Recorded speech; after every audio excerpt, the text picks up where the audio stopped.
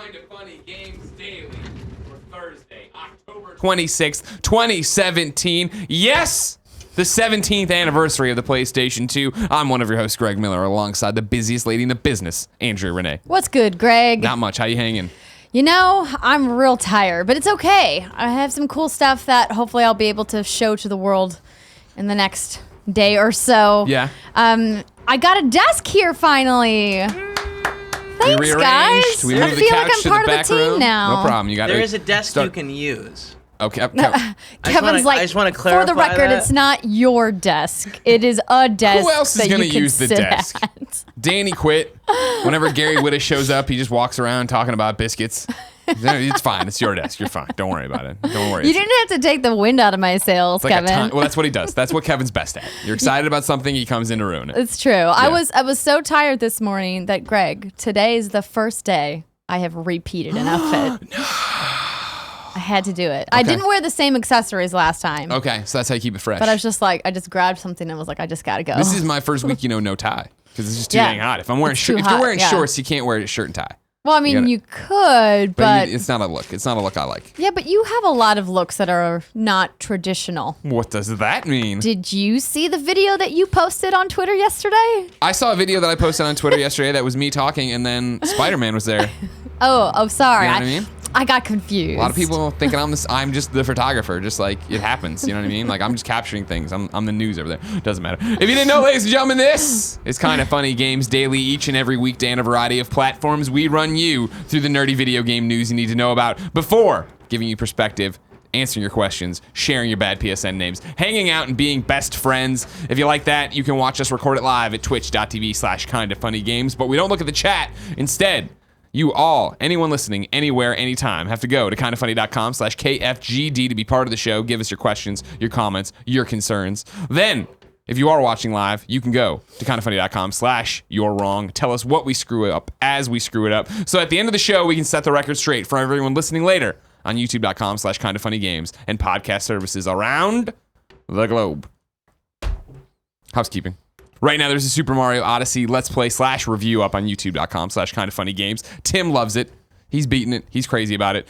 We'll be talking more about it on the Gamescast we're recording today. So if you're a patreon.com/kindoffunnygames person, you can watch us record it live this afternoon for just $1. Bruce Green's on it. We'll talk about a bunch of games. Then it'll go up on Patreon tomorrow for everybody else. And then youtube.com/kindoffunnygames Monday. The Orioration that you were promised after one of our live streams is up as well. youtube.com/kindoffunny. It's a throwback episode of Watermelon Oreos. Never before seen, Andrea. Still in the old place, still in the old studio, the old house. Watermelon Oreos? Watermelon Oreos. It's as bad as it sounds. Oh. I'm not gonna ruin the final score for you. I did snag one of those pumpkin spice Oreos that are in the kitchen. Dynamite. They're awesome. Yeah. Those are the ones you want. Yeah, for sure. And then remember, of course, we are basically a week away from Extra Life. Go to kindoffunny.com/extralife. You can sign up to be part of our team, play, and raise money for the Big Beautiful Kids Children's Miracle Network. Or if you want, just donate money to one of us to raise money for these big, beautiful kids. For now, though, let's begin the show with what is and forever will be the Roper Report. Time for some news. 3 items on the Roper Report. Not a lot. Now, see, when you've said that before about the 2, 3 usually gets a baker's dozen out of you. Yeah, 5 gets Not a today? baker's dozen. Whatever. Yesterday you gave a baker's dozen. It was a lot yesterday, actually. No, it doesn't, man. And we are reaching on some of these. Number 1. It's a slow news day. Slow news day, IGN indeed. Well, you see, the thing about it is, well, we'll get to it again. All these reviews pop today. Yeah. Super Mario's reviews up, Wolfenstein's reviews up, Assassin's Creed reviews are up, and also it's a day of reverence. PS2 is 17 years old. Any smart public relations person sees these 3 giant games coming down the pipeline and says, how about we don't release our big news right now? Yeah. So there's not that much news. Number 1, though, is a follow-up from yesterday, which is basically, okay. Some Destiny 2 PC players were banned by accident. Yesterday, we talked about the fact that, hey, all these people got banned. They don't know why. Then Bungie put up a post saying, no, you can't automatically ban people. The people we banned were on purpose. 4 of them were mistakes we reviewed and reversed. Then they put an update that reads, update. As part of our ban review process, we have identified a group of players who were banned in error. Those players have been unbanned. The bans were not related to the third-party applications listed above. We will continue to review the process we use to ensure a fun and fair game. So there you go. The banning continues. Nobody knows what's happening over there. Random bans. This is what you get for being a PC player. You should have played with us on PlayStation 4. It's true. You had your chance to be cool kids. Y'all wanted to go play Minesweeper, and this is what you get. Are you, as Miss Destiny, Yes. are you going to go play on PC? Does it wow you with its graphics and frame rates? It does. Yeah. I have a PC code. I'm very much looking forward to doing an alt character just on PC. Maybe that'll be where I have my Titan character and I'll save my Warlock for PS4. But I definitely want to play. I want to at least run through the story missions on PC just to see it in all of its glory. Clearly, its performance will be at its max in PvP, but I've already said that I'm not going to play PvP or Crucible on PC because I'll be working with a controller against mouse and keyboard, and then, like, let's be honest, I have no chance. Those are hackers. People are hacking the system. They Well, should use a not controller that as many well. of the thousands of potentially millions of Destiny 2 PC players. They've banned 400, and then now have reversed some of those. Yeah. That's a drop in the bucket. Sure. So, yeah, just be a better person. Don't cheat. Like Robin said yesterday, don't cheat. Yeah. Don't cheat. When do you listen to Kind of Funny Games Daily? In the morning before I come here. Nice. I like that a lot. That's really cool. You're a good Sometimes person. I'll watch it on YouTube later in the afternoon. Yeah. Okay. Number 2, Metal Gear Survive, which got a release date yesterday, of course. We were talking about it February. It has been revealed as well that it requires an internet connection to play. At no point can you be offline, apparently, with Metal Gear Survive. Well, I would say I'm shocked, but I'm not because there's plenty of other games that are already doing that. Yeah. So this is also one of those things where it's coming from, I believe, well, I don't want to, kindoffunny.com/you're wrong. I want to say it was like a PSN posting kind of thing where it's like it requires PlayStation Plus to play online, and then it says internet connection is required to play. It could be one of those things that maybe single player isn't that. You know what I mean? You have to put broad statements on your boxes, on your promotional materials, so people understand what they're getting into. But I'm unsure I'm sure you wouldn't put that out there unless you had to say that. And so we'll see if it actually shakes out in single players the same way. How about you with Metal Gear Survive? You care at all? I care literally zero about Metal Gear Survive. I mean, I know that you're a big Metal Gear fan, but I never really got into the Metal Gear franchise. Sure. I kind of dipped my toes in 4 and 5, but the really like pixel perfect stealth gameplay that franchise requires was just nothing that I really gravitated towards. Gotcha. The gameplay wasn't like something I was like, ooh, I find this really exciting and interesting. I'm going to really learn how to play this game well so I can make it through the whole way. I just couldn't. And at the time, I just thought it was like the whole cardboard box, hiding in the cardboard box thing, and then the boobalicious sniper girl, and I was just like, I can't. I just can't do it. You see, no, it made a lot of sense though. Why? What Metal Gear 1 or 4 or 5? What are we talking about? 5. There's a lot of boobalicious sniper girls. Well, I yeah, guess. no, I'm aware. It made sense in 5, of course, because she breathed through her skin. Remember? Right. Of course. Kevin, it's how it had to be. You know what I mean? It's how it had to be. She breathed through her skin, Kev, so she had to wear like that. That's not, you know what I mean? It's one of those things. Sure, we can get mad about, there's the inequalities in gaming, right? Yeah. Okay, why the male character has this awesome armor, the female character, everything's being shown, right? But when you have a rock solid story reason, right, that someone should be there breathing through their skin. Sure. In the desert. Listen, I'm not mad about it. I just chose to not play it, and I think that's okay. Of course, yeah, no, it's I think people out there can make that choice for themselves, and I'm not saying that it's a bad game and how dare Konami put that game out. Or I'm not like getting up on my high horse. I'm just like, it wasn't for me. A lot of games, there's a lot of games out that aren't for people, me included. You know what I mean? Like things come. We'll get to it eventually when we start talking about all the reviews that dropped today. Yeah. Number 3. There's a Steam Curator update coming. Andrea, you added this one. Run me through it. What's happening? Okay, so are you familiar with the Curator program? Kind of. This is I thought it was like limited. Is it? Can anybody be a curator? No, I don't believe so. Okay.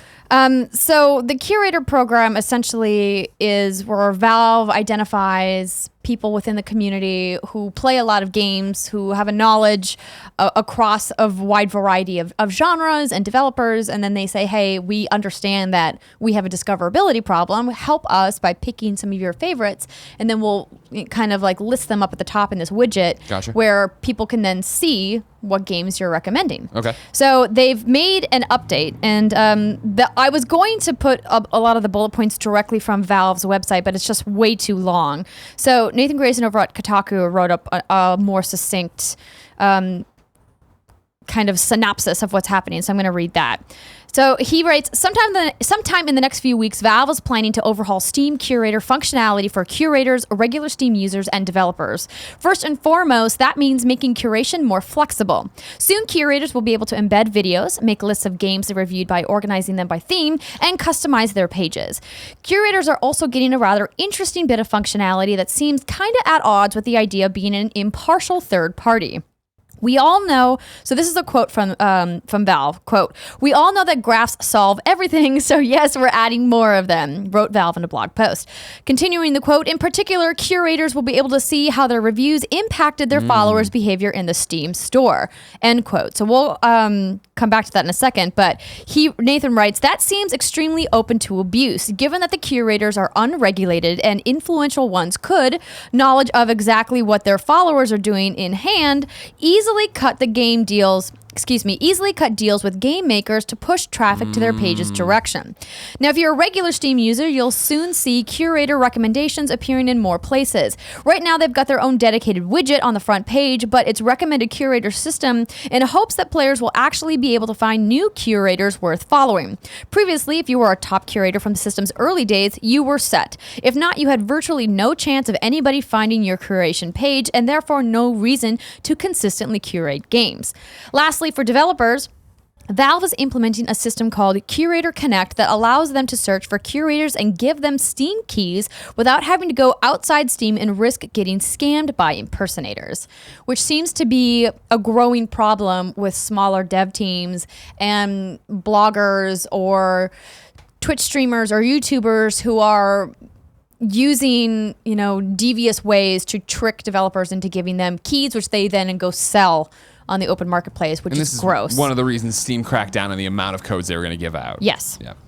So this is interesting on a couple of levels. First, I think it's great that they're looking at this program because I think it's inherently a good program for people to be able to go to people they like. So, for example, if you were a Steam curator and fans of Kind of Funny were like, I like the games that Greg likes, so if he is putting a game in his curation list, I probably can bet that I'm going to like that game. That's great. So, like Total Biscuit, for example, is like the top Steam curator because he plays so many PC games.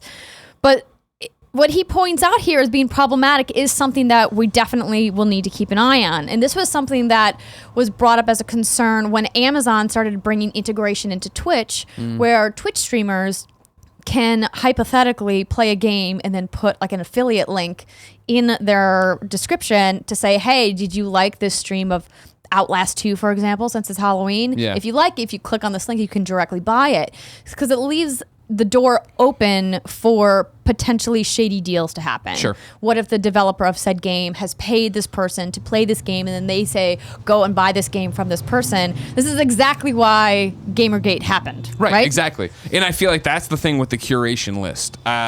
The deals you're talking about, not the shady ones of, hey, play this game on Twitch for me and then have the links down there. That happens. And most people, like, I see Brown Man, our friend Ray, put it up all the time where he puts up like ad, like sponsored, whatever. Like, I'm playing this game because it's a sponsorship. But you get to come in and see if that game looks good or if it's fun or if it's interesting. Right. Whereas with the curation list, are they tagging that somewhere, or would there be rules for that? And I'm just looking at a list and it's like you're saying, I'm a Total Biscuit fan. I shouldn't even say that. I'm Gamer X's fan. I jump in. Gamer X has this list of games, and I'm just like, oh, well, I like everything else he's ever recommended. I'm going to try this. But that, number 5 is a sponsored link that somebody put in there. Is that pointed out? Is that called out? Is that something that's happening? That's the slippery slope, the scary part of it. Yeah, absolutely. And the problem is the vast majority of people using the curation system are doing it with good, honest intentions. Of course. They're promoting games that they actually like, developers that they want people to support. And that was the whole idea behind the curators, was that there's so many smaller dev teams on Steam that never get any attention because they're just lost in a sea of so many published games. Yep. And I don't want the spirit of that to be hampered by somebody poisoning the well for everybody. 100%. Yeah, that's the scary part of it. But I think Steam usually has a good head on their shoulders about this stuff. You would think they've thought this through to some respect, and somebody would be looking. I don't know. I think Valve is really only concerned about making money. I think that there was a point in time where Valve cared more about their community and was more involved. Not to say that they don't care about their community now, but it seems to me that they're gradually losing more and more touch with the people who have built them up to the giant conglomerate that they are now. So I hope that this results in more developers getting their games in the spotlight versus us having to have this conversation like a month from now and be like, hey, remember when we talked about Steam implementing this new thing? Yeah. Now look at what happened and how everything went wrong. I hope that conversation doesn't happen. The one thing for me, because we're talking about the graphs, right? And being able to see who's a power user or how this has impacted it. Right. Theoretically, and correct me if I'm wrong, what we're worrying about, this worst case scenario, could have already happened, could already be happening, right? If I was already a approved Steam curator and I was already had these curated lists, somebody could be paying me to put games on there already, correct? Hypothetically, yes. Now it would just be the fact that now that these graphs and numbers are there, I'm going to have data to back it up, I guess, to actually sell in the same way we sell kind of funny content of like, well, this many people watch or listen to games daily. Here's what we should, try to get an ad buy on and stuff like that. Right. Okay. Interesting. Content creation. The digital future. It's a terrifying place. It's the problem when you have endemic advertising on the platform when you're talking about, you know? It's like, it's tough because so many games are spending money to advertise on content about games. Yeah. And you don't really see that so much in other mediums. So we just need to get more, meal boxes and clothing subscriptions. Okay. Just bring all of those guys in. But don't you, when I go to the movie theater, I see ads for their movies. When I'm driving around Hollywood, I see, well, that's not the same at all, I guess. That's definitely not the same. The movie theater thing is different because those are targeted ads. Mm-hmm. I think that might be comparing apples and oranges a little bit, because sure. No, I'm thinking it through as obviously on the fly as I go or whatever. Well, it's just it operates in such an interesting, weird space, which has been the other theme lately on the show of just art meeting business and how those two merge and go. And from something like this where a curation list, which is a great idea, and I do want to know that, it's the same thing of like when I read IGN and McCaffrey likes the game, I'm like, oh, well, I usually agree with McCaffrey, so I'm clearly going to love Mario Odyssey or something to that effect.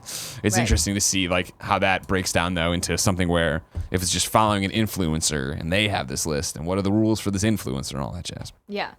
Terrifying place to be alive. Don't die. Me. Don't die, Andrea. We need you. I'm fine. I'm just choking on water. Andrea, yes. If you want to stop choking on water and tell me where the new games are, where are the new games? They're on the official list of upcoming software as written. As read? Oh my gosh. I forgot the line. This is the most tired I've ever seen you. And I've known you for years. It's okay. I'm going to make it. Someone help her. The official list of upcoming software across each and every platform as listed by the Kind of Funny Games Daily show hosts each and every weekday.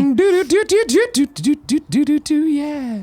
Out today, strap in. It's a big day for the eShop. These are all Nintendo's, well, they're all eShop games. Violet on Switch. Zombie Gold Rush on Switch. Poi Explorer Edition on Switch. Knights of Azure 2 Bridge of the New Moon, Nintendo Switch.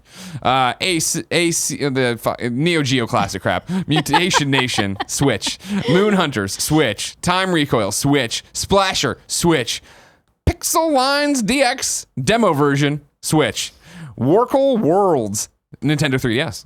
Halloween Night Archery, Nintendo 3DS. Galaxy Blaster, Code Red, Nintendo 3DS. And then Freddy Krueger himself, the man of your nightmares, is coming to Dead by Daylight today on PC, soon for PlayStation 4 and Xbox One. Don't forget to Mario at midnight tonight, maybe 9 p.m. where you are. Can't wait. I know. Can't wait. Did that review video with Tim. It was so hard. I was like, don't show me anything too crazy. Just show me I have not played a single minute of Super Mario Odyssey in anticipation of tonight's launch. Mm-hmm. I'm very excited. I'm still playing Wolfenstein, though. I don't know what I'm going to do. I'm going to tear myself away. We got to talk about that, too. Okay, there's so much to talk about here. Now that we're out of the boring news stuff where nothing happened, we have so much other stuff to talk about here. Let me get through the other... well, first off, are you buying an iPhone tonight, too? You trying to pre-order this new iPhone tonight? Heck no. No? Okay. Why not? Because I already wasted my money on the iPhone 7. Damn. Okay, I didn't waste it. Listen, it's a very functional device that I use for business on a daily basis, but I'm still salty. About Lightning Port? I'm salty AF about the the headphone jack being gone. Yeah, that's stupid. I call myself the queen of dongles because between my new Mac, that's not one you want. That's not. Between my new Mac and my iPhone, Apple is like literally screwing me with dongles. Yeah, they screwed it. They screwed all that up. Like I have a bag in my work bag that's just dongles. Yeah, I don't like that one bit. No, I hate it. Okay, I understand that. Okay. Tim reminded me it's Abby. Queen of Dongles. That's her new intro. New dates for you. No, Free to please. play. MMO Skyforge is coming to Xbox One in November. Max, The Curse of Brotherhood, a formal Xbox exclusive, is coming to PS4 digitally November 8th, and then November 10th on retail. And then that Injustice 2 PC beta I mentioned earlier this week has been delayed. There is no new date. However, deals of the day. Xbox games with gold have been revealed for November. First and foremost, you can get Trackmania Turbo, available November 1st to the 30th on Xbox One for free. Tales from the Borderlands, available November 16th to December 15th on Xbox One. Firstly, Tales of the Borderlands, awesome. Phenomenal game. You should play it if you haven't. Secondly, I can't believe we're already talking about December.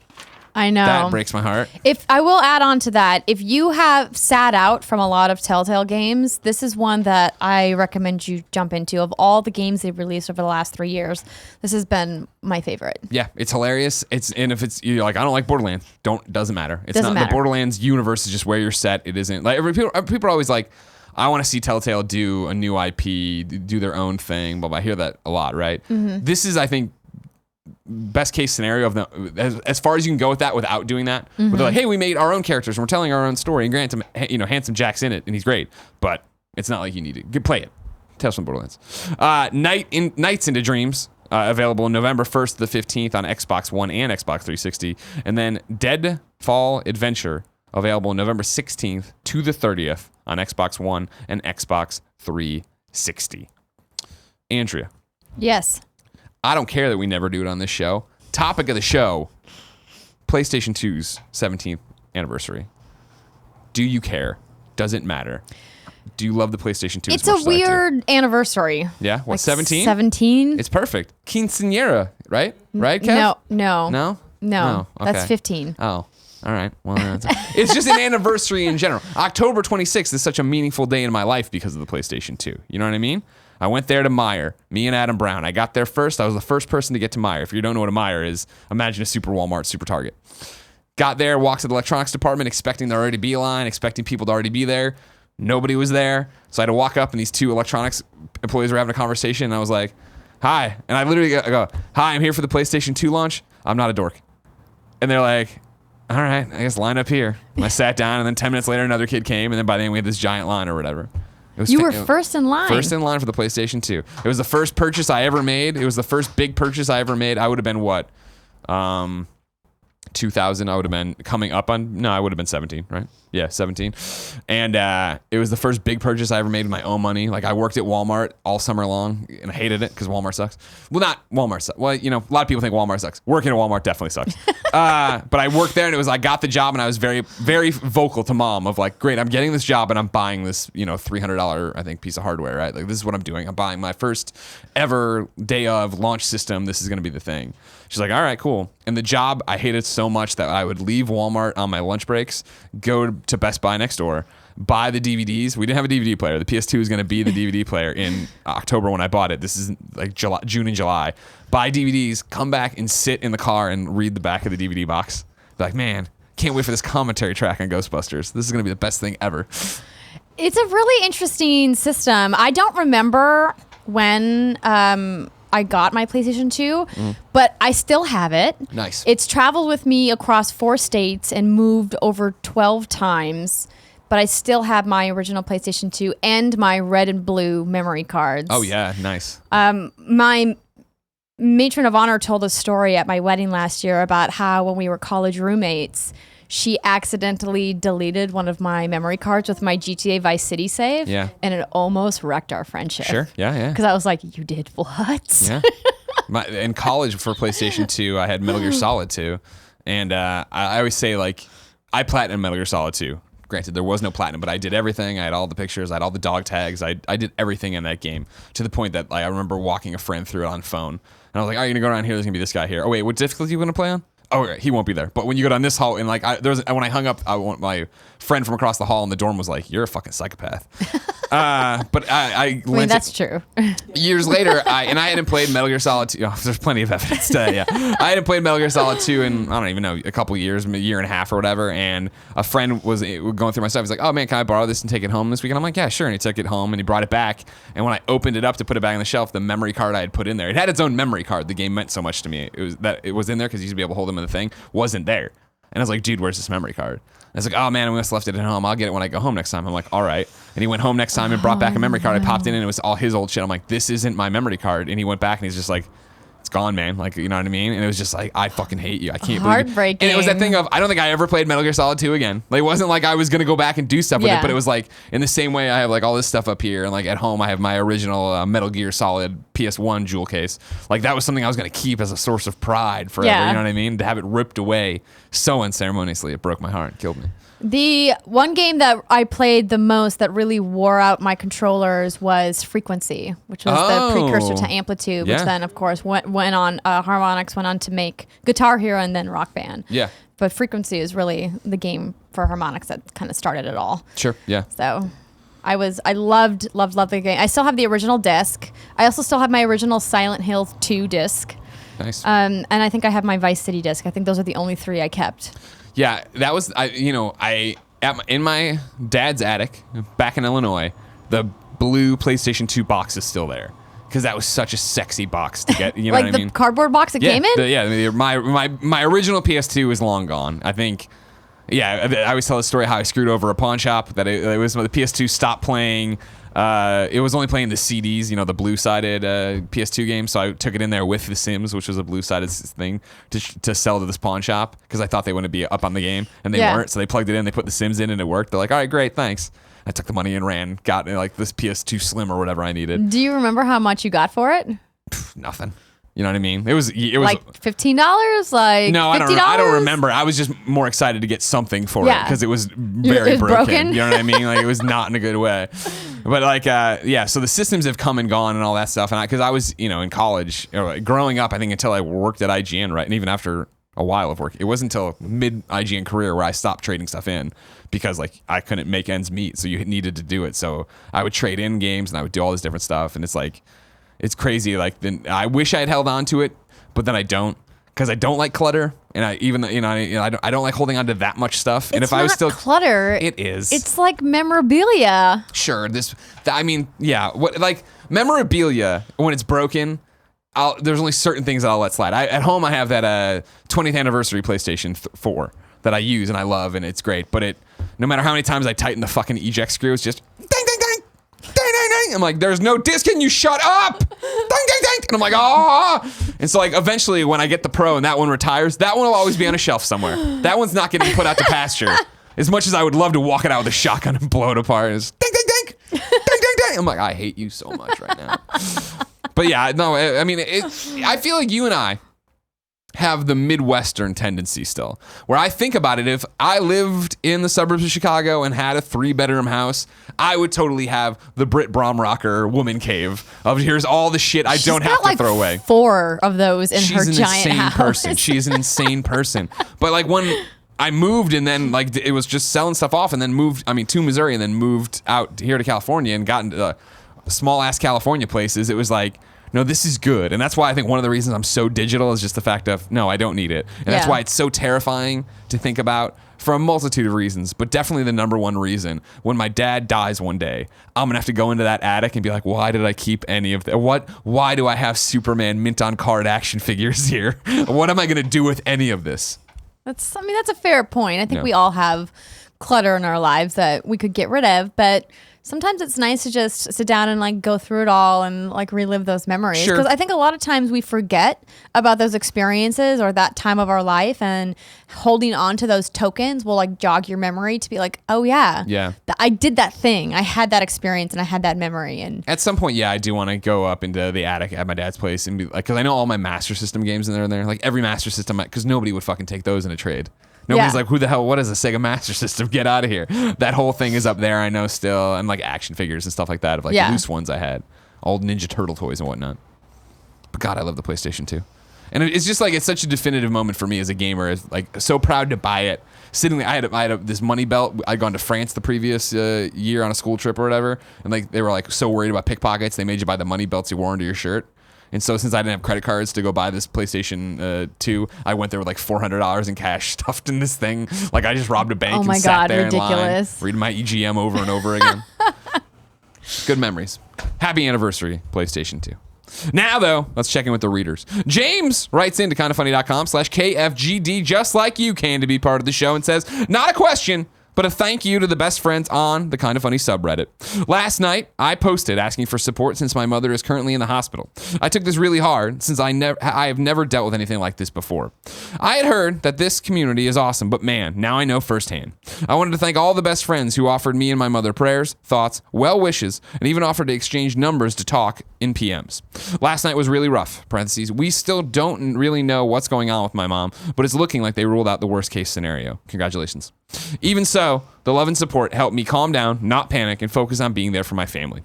I love you guys and seriously appreciate every single message. XOXO James. verysuperjamous on Reddit/Twitter.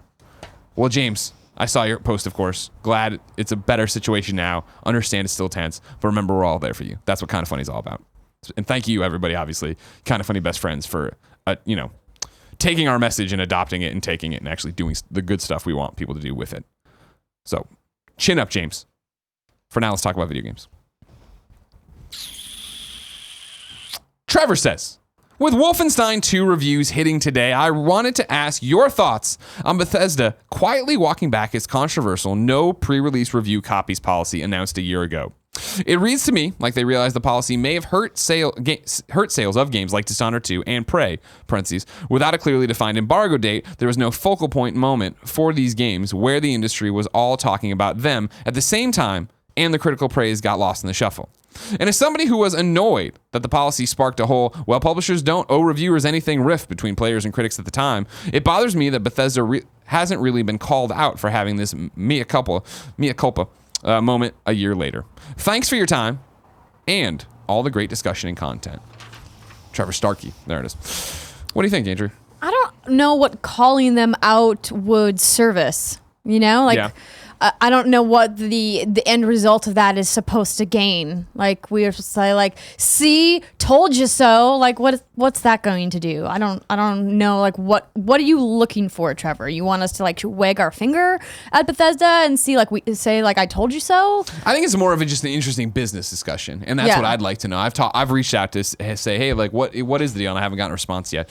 I think it is interesting that it was just quietly undone. And I wonder if it is just for these two games, which are, stick with me, smaller. They're not Fallout size games, right? They're not that big of a deal. And they're not Doom either, to an extent. And again, when I say that, I'm not talking about the quality. I'm talking about Evil Within 2 and being a smaller game that has a niche audience that they want to make bigger. And then now Wolfenstein 2, which again is a name in games. First Wolfenstein was great. You and I are both playing Wolfenstein 2 right now, and it's great.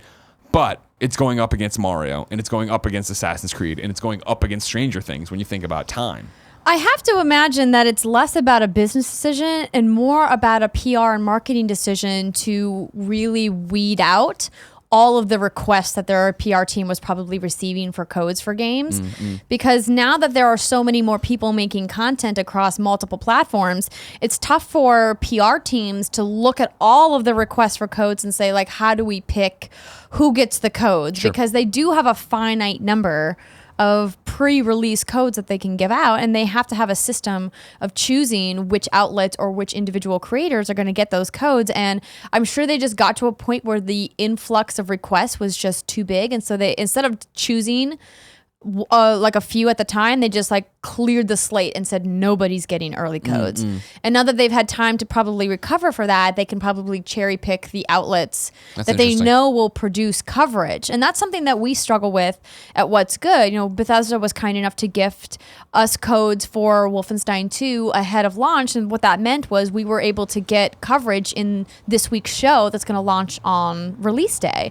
But because of that, what that means that we're not going to get coverage in the show this week for Assassin's Creed or Super Mario Odyssey because we're a small team. Yeah. And so like that goes into the decision-making process for PR to say, okay, like which teams are we going to get codes to because we know that they're going to be able to deliver deliver coverage at the embargo date to kind of get that swell of marketing out all at the same time, as Trevor is mentioning here in his letter.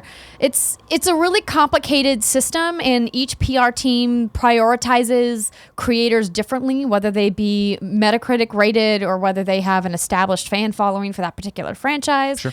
or whether they have like a Reach. history of making a specific type of content. Reach is, of course, like always part of the conversation. But it's a really complicated issue. Like, and I'm happy that they have rolled back because it's made outlets like us that are small and don't have a lot of resources able to get coverage up because we have more time. Yeah. Like, I'm getting my Super Mario code. Supposedly Nintendo is sending to me sometime tonight when the game launches. Me too. So I mean, like, I'll be lucky if I have played enough of that game by the time we shoot the show next week in order to be able to talk about it. Yeah. You know, it's tough. It puts us in a compromised position. No, that's a great angle on it, I think, in terms of figuring out who's actually there, because right now, I mean, the amount of codes that I just get blasted at me, and it's that thing of like, I'm thankful to be on your list. I know I've cared about this game in the past, or I know I'm caring about a game in the future, but I get blasted with so much stuff. It's just like, this is a code that doesn't benefit us all. None of us talk about this kind of game. You know what I mean? This is not a game that I'm going to play, let alone Andy or Kevin or Nick or Tim. You know what I mean? Like, that's not the way it's going to be. So you're wasting your time in a way, because codes do cost money, and you do need to be targeted, and you do need to understand who you're talking to. Absolutely. And it's gotten to the point now where I'm finally comfortable enough to just go to my PR partners and say, hey, thank you so much. I'm really grateful that you chose me to get a code, but I'm not going to be able to get you the kind of coverage that I think that you're looking for. So just please take it back and give it to somebody else that is on your list. You know, and a lot of times they'll say, please just hold on to it and play it when you have time, which is great. And I'll eventually get to those games. But it was, especially in a period like October, where there's been so many massive games, not just so many great games, but like games that are multi-hour experiences that you just like, there's just not enough hours in the day to play them all. Yeah. And then on top of that, make content of those videos as well, whether you're writing or whether you're doing Let's Plays or walkthroughs or whatever the content is, that like doubles the length of time that you have to cover the game. So I don't want to be like, woe is me, my job's so hard. Oh, no. But the point of me explaining this is for people who are on the other side, who are like, maybe you're curious as to why certain outlets do coverage the way they do. Hopefully this gives you a little bit of insight into that. Yeah, 100%. And like, that's just how it is, right? You have to play it that way. Whereas, Tim got a Mario code, and like, because even Nintendo can only give out so many codes, right? And I understand that we're a small site as well, and so we're not going to get a gajillion, right?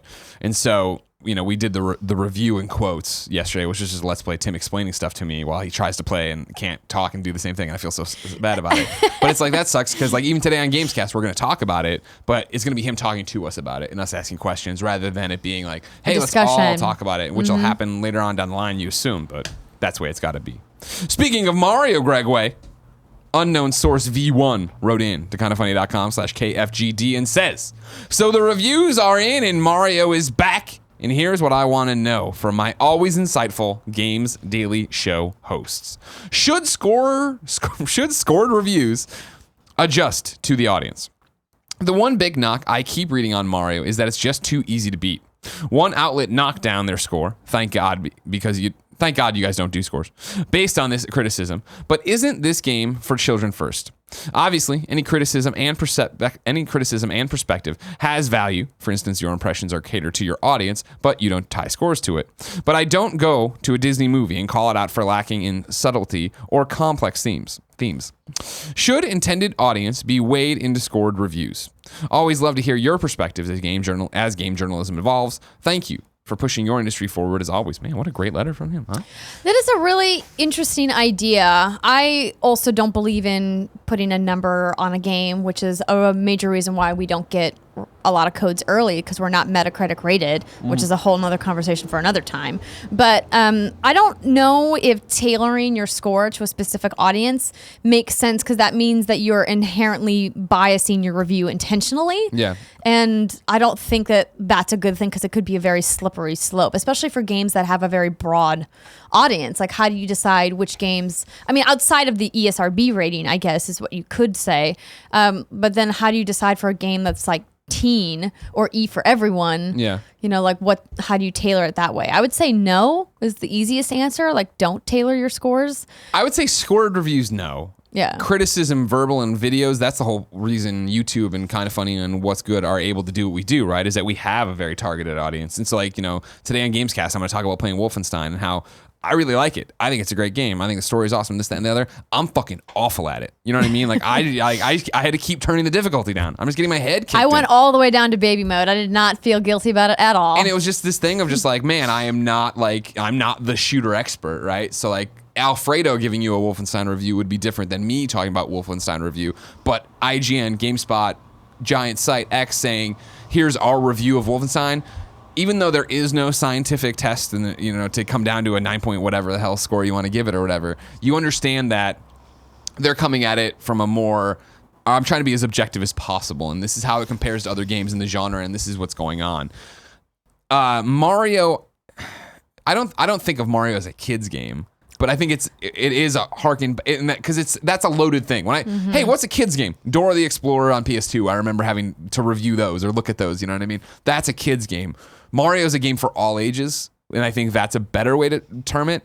And I don't think the fact that it's too easy is going to be a knock for me, because even in the Let's Play we put up, it's Tim trying to get this one moon and like not doing it perfect for like 4 times before he finally gets it. And like, that's the kind of challenge I want out of a Mario game. I want it to be attainable. I want to be able to go through it and feel like I'm doing something great, but I do need to hit it in a great thing.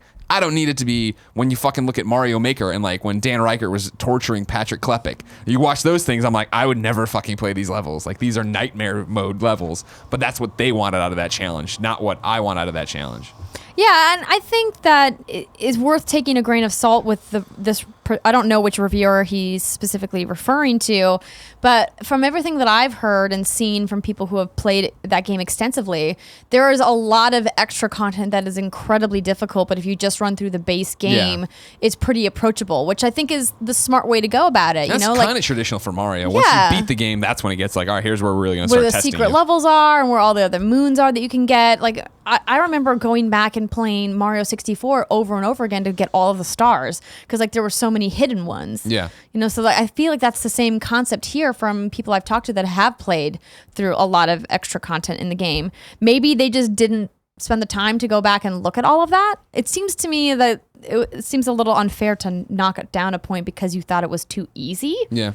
I don't know. But then again, I've already told you guys that I think scoring games is not good, but yeah. And it's all, I do want those diverse opinions, but then it is that thing, you know, like, I don't know, again, I don't know what site it is either. Maybe it's a site that's aimed at platforming, so they, even though they're scoring games and talking about games in a wider sense, it is similar to what we would do if we were putting scores on something, even though I would probably always try to go the more, I'm terrible at this game, but it's good. I can tell you why it's good.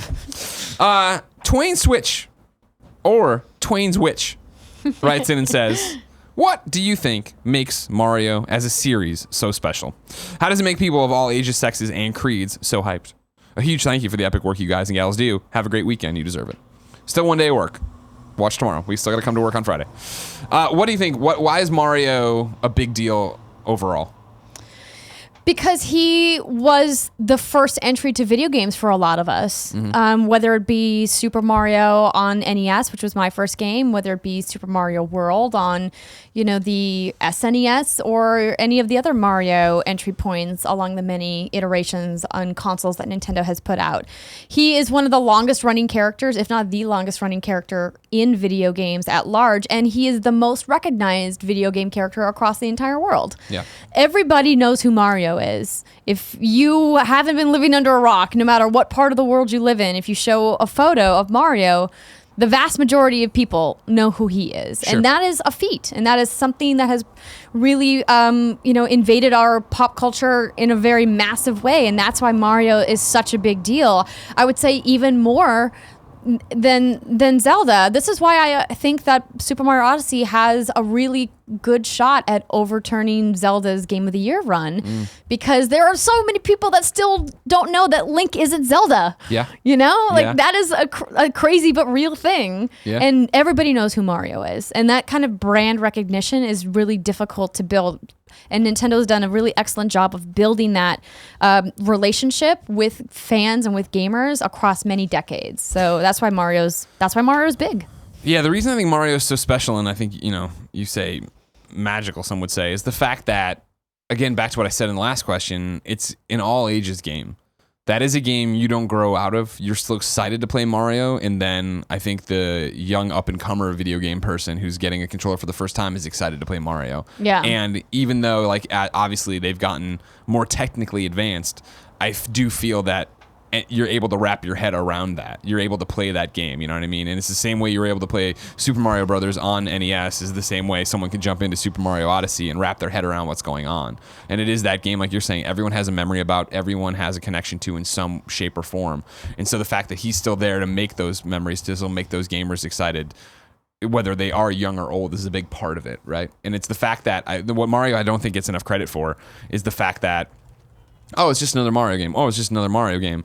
And the fact that Odyssey to Galaxy to Sunshine to, as you go through new Super Mario Bros., these are all games that are drastically different. And they do go in and reinvent the wheel all the time. When in reality, they could just keep putting out side-scrolling new Super Mario Bros. Or, 8-bit Mario Bros. And everybody would have been fine with it.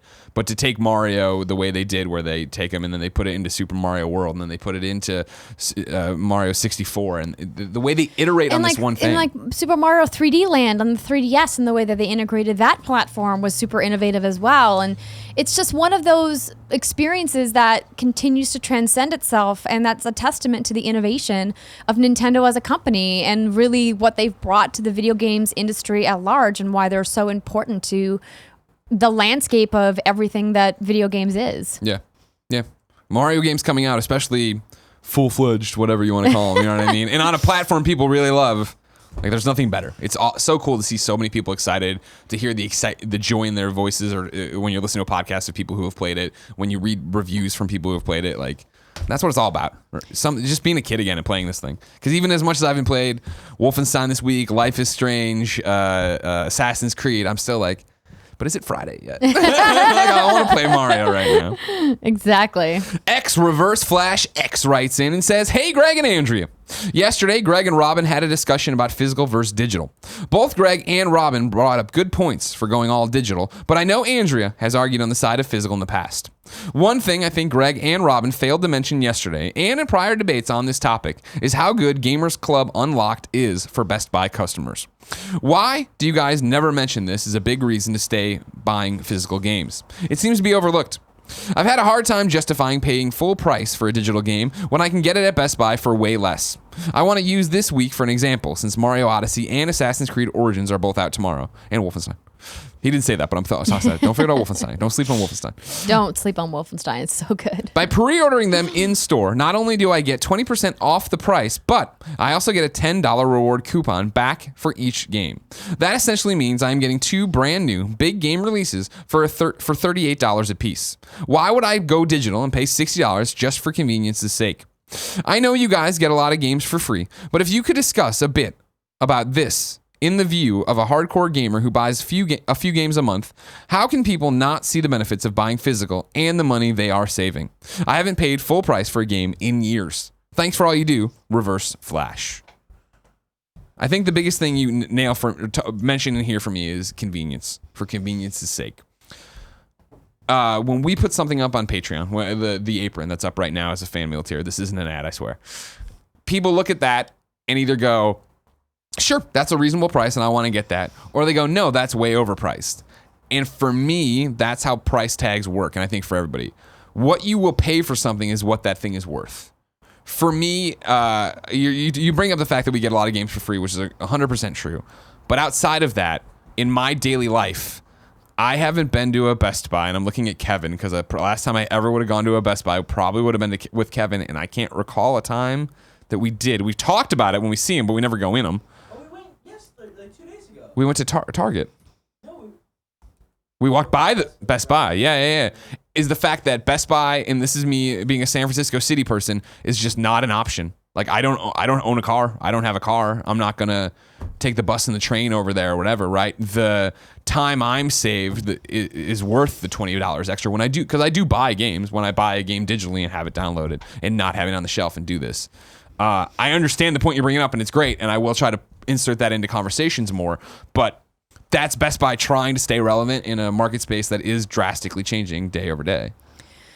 I mean, that's not wrong what you said about them staying relevant. Next question, then. No. But I think that there's, personal preference comes into play here. And even this weekend, when I was trying to download some stuff and make space, like I still get incredibly angry every time I have to delete a game to make room for a new game because of digital downloads. Sure. It makes me mad.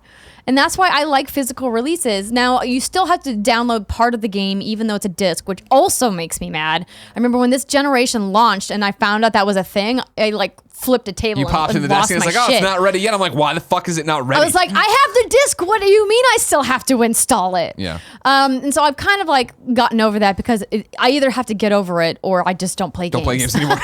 Or I only play on PC. But I know people are like, well, you can plug in an external hard drive, but I've already filled up over a terabyte of games because games are so large now that it's 15 to 20 games and bam, you're full, and I'm supposed to constantly be deleting them.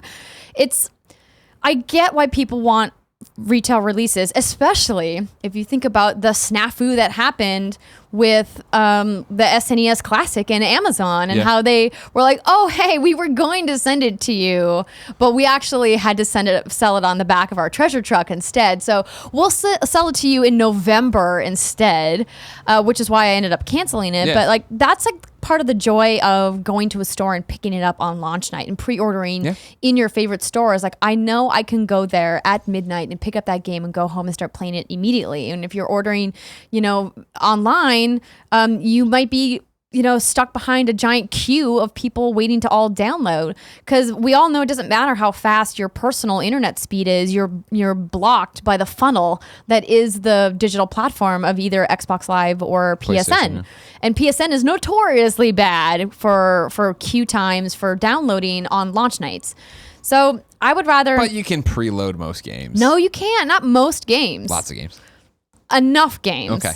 But not most games. I mean, I think we're moving towards a position where more and more games are allowing you to preload, but that still doesn't mean you don't have to download a giant day one patch in order to actually start the game up. So there are ways to help alleviate those pressures. It is much better, but I get his point. Oh, I get his point too. No, I'm not, and that's the thing. I think that's why I can only talk in this instance from personal thing of just I hear you, but the Uber or the Uber to there would be, I'd lose the $20 in coming back, or getting in even to the Muni to catch the bus, because it's not a straight shot. But your situation is such a microscopic case study. I know. I'm not, for the entire United States, not to mention but there across the world. There are plenty of people like me though that are just they're busy, right? I mean, of course, you're we're all busy people. Gaming, of course. But I mean, if you've got a job and a kid and you're doing this and you're trying to manage that, it's just easier to click a button and then go back to whatever you were doing, cooking dinner, and come back and play later. Absolutely, it's definitely easier. Yeah. And again, that comes down to the convenience factor and what that is worth to you.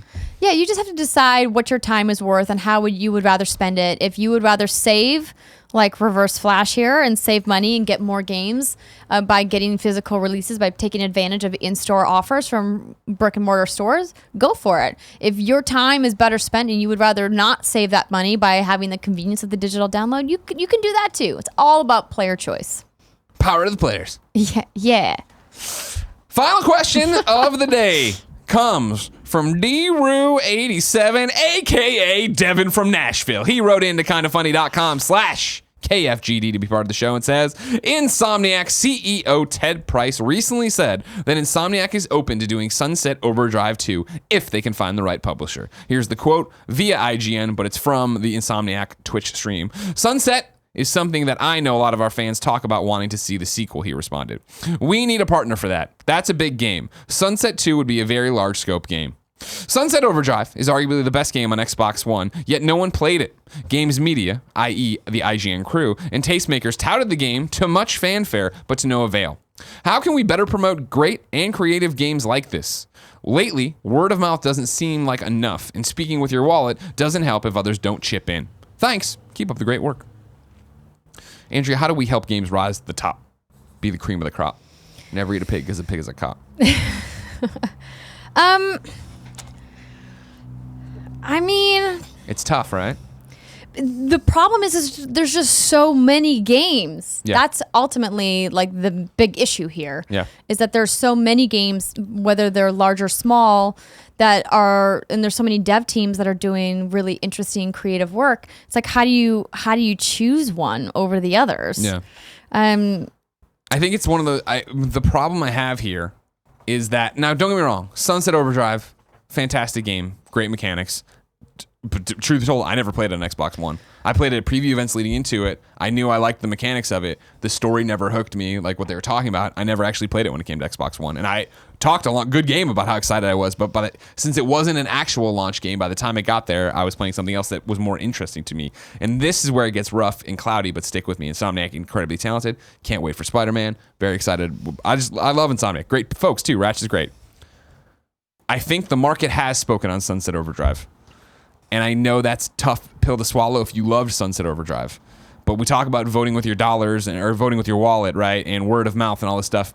Word of mouth couldn't make Sunset Overdrive happen. Me playing Sunset Overdrive and enjoying what I played couldn't make me play Sunset Overdrive in final form. Like, yeah, sure, the Xbox install base wasn't that great. Sure, maybe the marketing was weird. What kind of game is it? Is it a soda game? I don't know what the fuck's happening. It didn't happen. People tried to make it happen and it didn't happen. And now we can sit here and Monday morning quarterback the situation and be like, well, if it was on every platform, well, if this, it didn't happen. And I think as an industry, we do need to learn our lesson and say, it didn't happen for a reason. Let's not try to force a sequel. Because when we try to force these sequels like Mirror's Edge 2, granted, Catalyst wasn't a great game, people think or say. It was one of those things, nobody cared. It didn't happen. It sounded like there was a groundswell for it. And by the time it got there, nobody wanted it. I mean, I think nobody wanted it is a gross overstatement. Lots of people wanted it sold 0 copies. Oh my gosh. So Kevin told me that. I don't know. Kevin, could you please get me a little bit more water? It's so hot in here. I'm gonna pass out. I know you are. Kevin's got the AC. You're box working hard, Kevin. Thank you.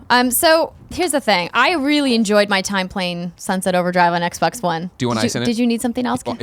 Oh yes, please. Thank you. You're the best. He is the best.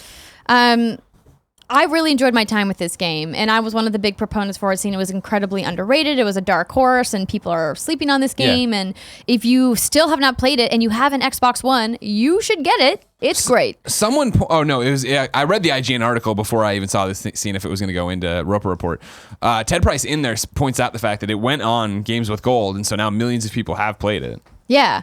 Well, I mean, and what I was really excited when they announced Spider-Man, I was like, if they can take the movement system from Sunset Overdrive and apply that to what they're doing on the back end for Spider-Man, like that would be amazing. Exactly. Because the traversal in that game was really what was shining as far as the gameplay mechanics. And I feel like that's the answer for so many of these things, where you put out a game, you find a small audience, and that audience wants a sequel, but it's not going to happen probably. It's not the right business move. Talk about them getting into something else and taking what they've learned and applying it to a new game. Well, I think that game suffered from IP problems, meaning they had a concept that seemed a little bit garish almost. Like the cartoon art style was very in your face, very over the top. The comedy took a lot of the kind of whimsy from Ratchet and Clank, but kind of like turned it up like to extreme, like 110. Right. Really, yeah. That was it, which was off-putting to a lot of people. And at the end of it, it was like another zombie-like game. Yep. Now I know they didn't call them zombies in that game, but like these monsters that they had. Thank you. Oh, flaming hot Cheetos. This sounds like a mistake to eat on air. Well, I just want, if you wanted one. Just wanted one? You want me to crunch in the microphone? Okay, I'm going to take one. You have to do it. I'm doing it. They're so it. good. We got 50 bags of those now. I don't have any water, so I don't want to die. Because I'll be like, squat up. Squat up's brought to you by.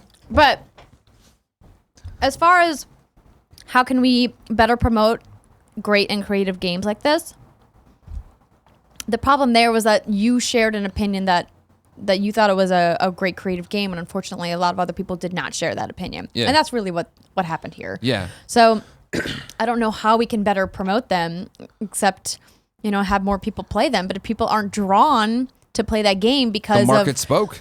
Yeah, because of the way that game looked and sounded and felt, like, there's nothing really to be done about that. And I think Insomniac recognized that while they put a lot of really hard work into the polish of that game and how it played really excellently, the storyline of that game was off-putting to a lot of people. Yeah.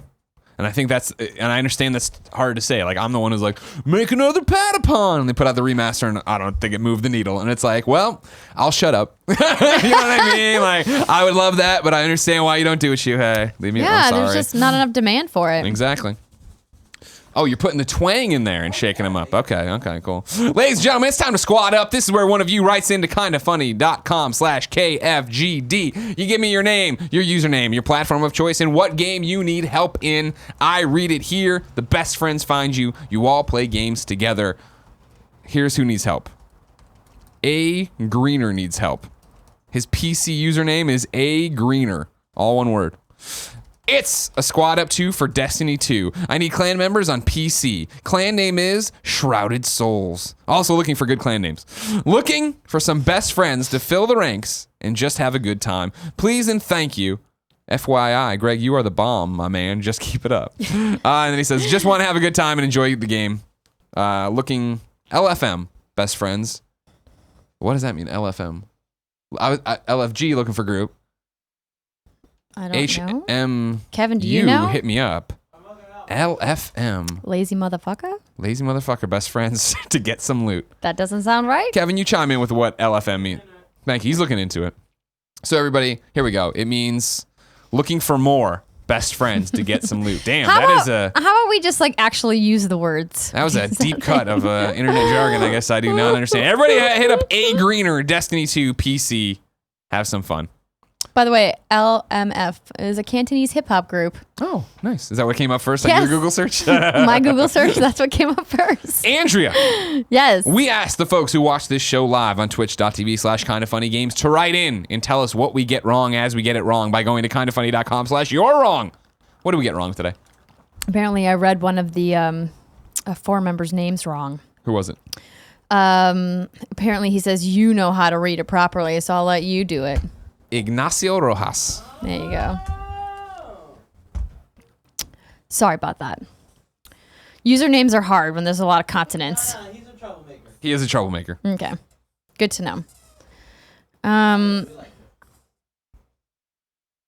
We like him So 'cause of the trouble. Capitalist Pig says Metal Gear Survive needs online to play. On the official product page for MGS, they make the distinction between saying you need PS Plus for online play and an internet connection to just simply play the game itself.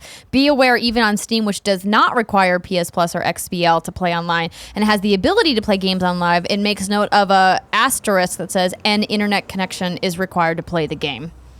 Thank you. He was always Capitalist Pig.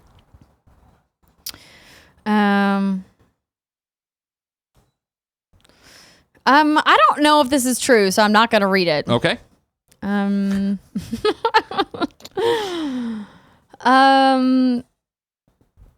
So, I mean, I guess this is a good point to make. I don't know if it's a you're wrong in particular, but Awesomastic says, on the physical versus digital topic, those discounts on physical games are not available everywhere. In fact, here in Sweden, physical games are often more expensive than digital games.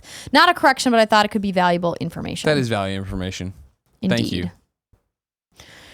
So he also had said, Andrea was talking about all the dongles she needs for her phone and laptop. Those are technically adapters, as a dongle is like those Logitech Bluetooth USB things. Not important, though. No, for the record, I have a bag full of those as well. I have all of the things. The queen of dongles, Andrea Renee. Because this is USB-C on this laptop, so you know what that means? I've got the dongles and the adapters. The dongles are inside the adapters. Fight me. Don't fight her, please. No, don't. I am so tired. That's it, Greg. They don't even punch you. They just like lightly push you over into a bed. You're like, no. The saddest of sad times. Ladies and gentlemen, that's been Kinda Funny Games Daily on this October 26th, the 17th anniversary of our Lord and Savior PlayStation 2. If you like the show, you can catch it live on twitch.tv/kindafunnygames. You can catch it later on youtube.com/kindafunnygames or podcast services around the globe, no matter where you get it. Thank you for supporting it. We love making it for you. Tomorrow, Tim Tam himself, the pure one, shows up to do this. Oh, audience over there booing. Oh, wow. I didn't expect that for Tim. That's a rough gut for him. But yeah. Yeah, that's happening. Play some games, have some fun. And until next time, it's been our pleasure to serve you.